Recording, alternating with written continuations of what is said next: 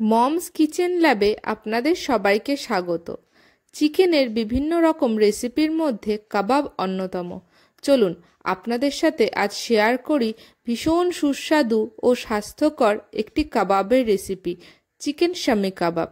চলুন দেখে নেওয়া যাক চিকেন শামি কাবাব রান্নার পদ্ধতি। প্রথমে একটা প্রেসার কুকারে হাফ কাপ ছোলার ডাল নিয়ে তাতে 1 কাপ জল দিয়ে সিদ্ধ করতে হবে।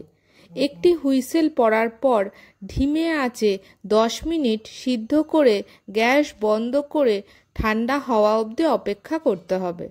ডাল এমনভাবে সিদ্ধ করতে হবে যাতে ওতে একটুও জল না থাকে। ডাল গোটা গোটা থাকবে কিন্তু সিদ্ধ হয়ে যাবে। এবার 10-12 কোয়া রসুন, 2 ইঞ্চি আদা বেটে নিতে হবে। একটা মিক্সিং বোলে ঢেলে নিতে হবে। ওই মিক্সিং জারে 200 গ্রাম চিকেন কিমা পেস্ট করে নিতে হবে। বাটা মশলার মধ্যে চিকেন পেস্ট দিয়ে দিতে হবে। এক্ষেত্রে অবশ্যই বোনলেস চিকেন নেবেন।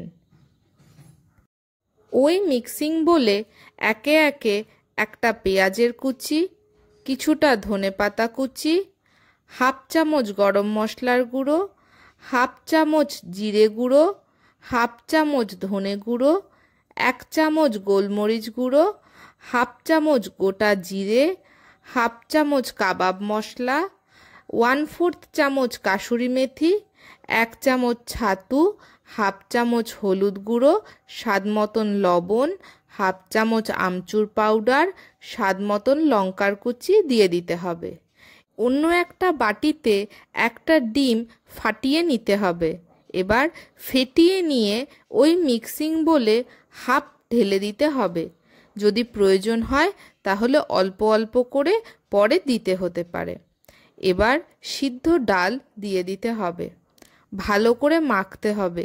খেয়াল রাখবেন মাখাটা যেন শক্ত হয়।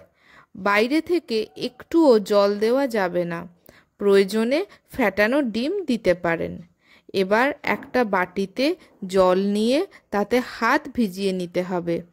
এরপর ওই মাখা থেকে খানিকটা নিয়ে হাতের সাহায্যে প্রথমে গোল গোল করে তারপর আঙুল দিয়ে চ্যাপ্টা করে গরম তেলে দিতে হবে।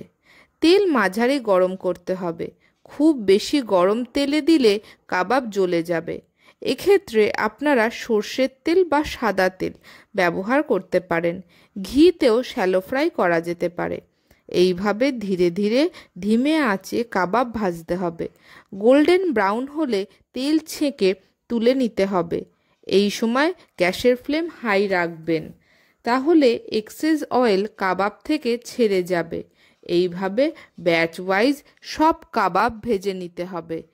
এইবার প্লেটে সাজিয়ে গরম গরম পরিবেশন করুন শাম্মি কাবাব। ভিডিওটি কেমন লাগলো অবশ্যই কমেন্টে জানাবেন। লাইক, শেয়ার ও সাবস্ক্রাইব করে পাশে থাকবেন।